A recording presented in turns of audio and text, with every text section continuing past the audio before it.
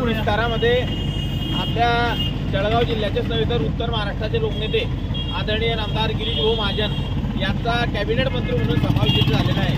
तसेच आपल्या मुसाळ विधानसभा मतदारसंघाचे लोकप्रिय आमदार आदरणीय संजयजी सावकारे साहेब यांचा सुद्धा मंत्री म्हणून इथे त्यांनी शपथ इथे घेतलेली आहे। यासह 39 मंत्र्यांनी शपथ घेतली आहे।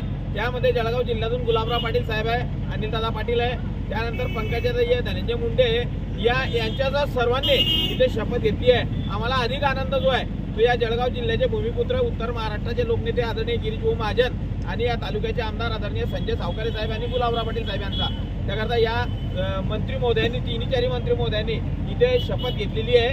त्याकरता मी भारतीय जनता पार्टी वरंगाव शहराच्या सर्व कार्यकर्त्यांच्या वतीनं शहराध्यक्ष सुनील भाऊ माळी, तालुका उपाध्यक्ष शामराव धनगर सर्व म्हणून जल्लोष इथे करणार आहे आणि बुंदीचे लाडू इथे वाटप त्या माध्यमातून करणार आहे। आज आमचा विजय हा वरणगावच्या विकासाच्या संदर्भात होणारा विजय आहे।